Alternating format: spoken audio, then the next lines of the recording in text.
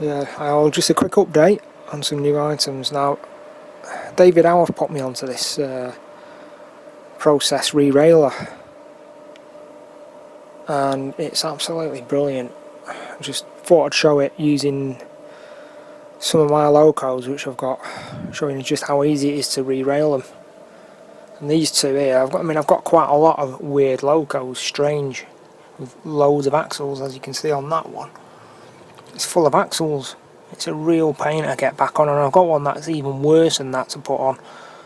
Got the big boy in the background there, which is really awkward to put on.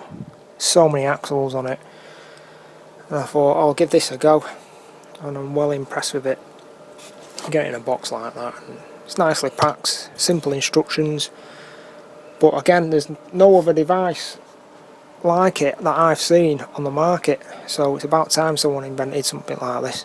I was going to make my own up using two of the Pico re-railers, which are similar. I was going to join two of them together somehow. I'm not sure how I was going to do it, but that was my plan, to sort of get a big boy on there, but it never happened, and I didn't think it was going to be suitable anyway. But that was one thing I was going to try and do. But anyway, I'll show just how easy it is to put one of these Locos on it. And the advantage is you could have it sort of jacked up at one end, you get a little piece there, so you can have it on a curve, so you could rail something on a curve and just have, you know, have it lined up. It's just brilliant, absolutely brilliant. So or you could have point work under this area here, and it won't matter, so you can just jack it up at one end. You don't have to have it like that, you can have it flat. So I'm just going to show it now. Right, so I'm going to just place the multi-axle big boy on. We'll just loosely place it. There we go, it's all powered up, ready to go. Let's see how this goes. That's it, it's on the re-railer now. Let's move that forward. Let's have a look, see which way it's going to go. Wrong way. Okay, the other way then.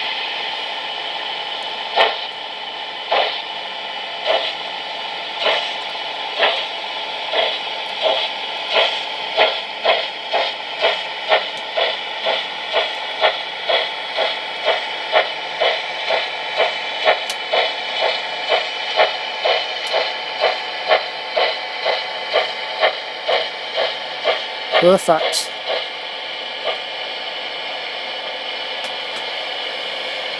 So that's just so hassle free putting it on, it's great. Right, so I'll just place this other one on loosely, sort of. That's it. We can get that to move forward.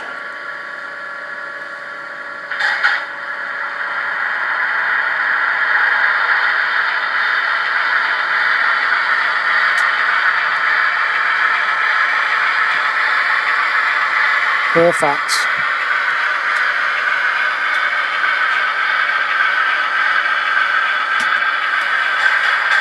Well, that's normally a real pain to get on the track. I've got another Loco which is worse than both the big boy and that particular electric Loco.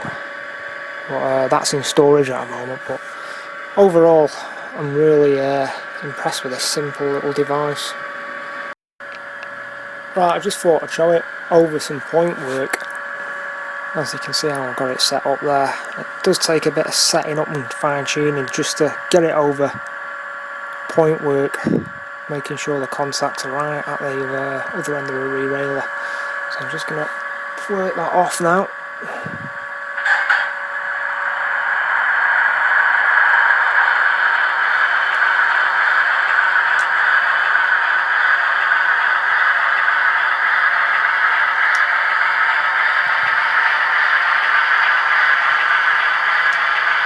Perfect.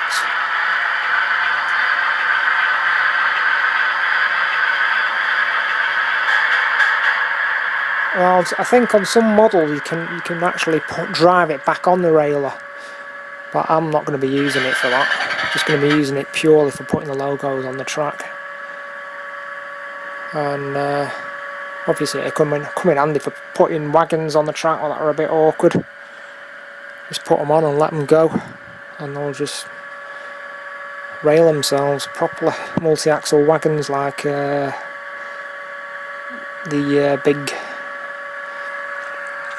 transformer type wagons. I've got that red one in particular. So yeah, that's great. Yeah, so this is where it's handy for me as well, because this is a 24 axle wagon. You just loosely place it on top of there and then just let it probably just roll on. It's roughly on that end. It's hanging off the other end because it's longer. I'll just pick it up. Perfect. No problem at all with that. That's another good use for it. This is another one I struggle to get on the track because it's so streamlined. It's a BRO1 from Loco. I'll just put that on.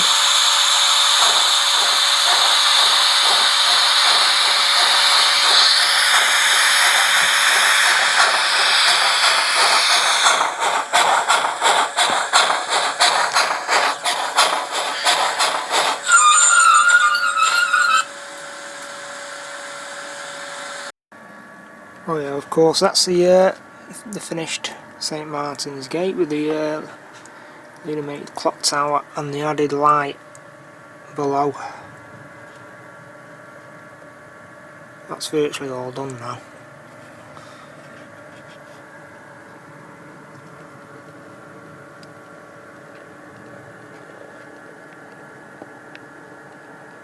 Yeah, I've just got to add the other buildings next to that in that area, so make it a bit more interesting, which I'll just show now. Yeah, that's a kit that goes well with that particular one that I've just shown, which shown speed building on, and that's a Falia 19190063, and you build these individually and they can be swapped and changed around whichever way you want.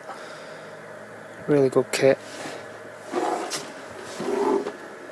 Shows so that's another one I'll be doing in the near future, but before that I'm going to be building something a bit different, which I'm going to show now. Yeah, the next one is going to be a hot air balloon, which is Falia T32390. This is the N gauge one. The reason I bought N gauge is to make it look higher up in the sky. So again, the kit comes with nice pictures, and which you can break these off and just use them as a reference. The box comes really nicely packed with the instructions, little finger holes to pull that section out, and it's carefully wrapped. And the balloon comes, it's built, I wasn't sure how it was going to be built, but it comes in these little segments, so these all interlink. That's going to be quite interesting to build. You get all your segments there underneath. Not sure what's underneath there, just the basic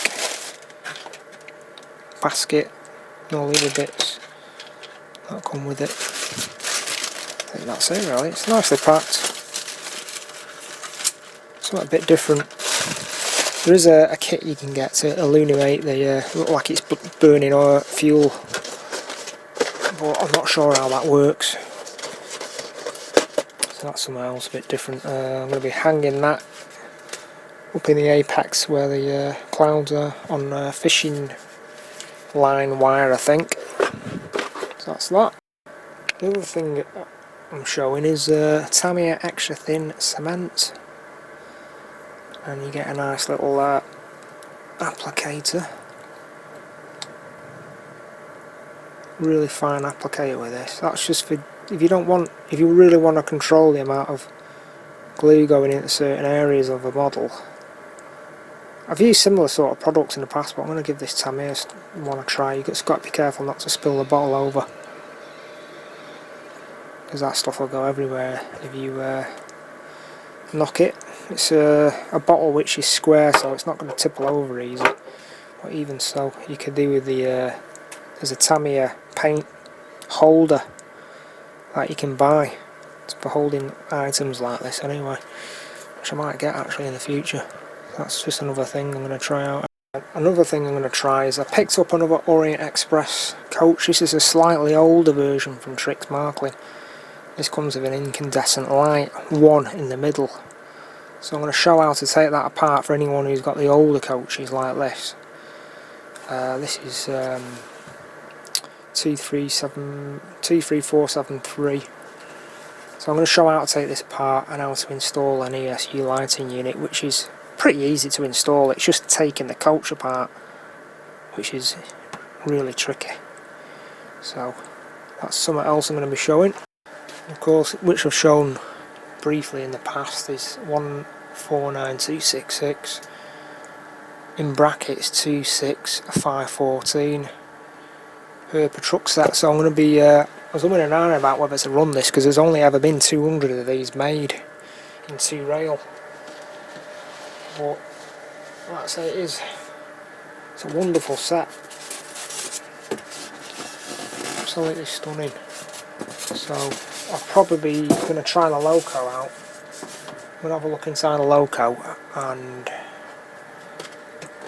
just see if I can get a sound chip in there. Maybe give it a run. That's another project, and the last project I'm going to have, I've got quite a few things lined up, but it's all going to take time. The last set I'm going to digitally convert is going to be, it's going to show, yeah, this is another future project which I've got all the kit for. I've got the interface, the digital interface for it, and a chip, and I know how to do the conversion on this as well. So it's well over 20 years old. It's about, I can't remember what year it came out this now, but yeah, IC experimental. Absolutely stunning model. Well, for its age, this is one I refurbished. I got cheap, refurbished it. Got all the couplings and done all the motors on it. All immaculate. Slightly not perfect on the paint, but still good. Got all the coaches as well for it, and special camera coaches that have a little bulge on the top of the roof where the cameras used to monitor the train when it is going at high speed. But that's another one, another future project which I cannot wait to convert, because I don't think there's too many of these that have been converted to digital. Maybe put a sound chip even. So that's another project, and that's about it for now. So thanks again for watching.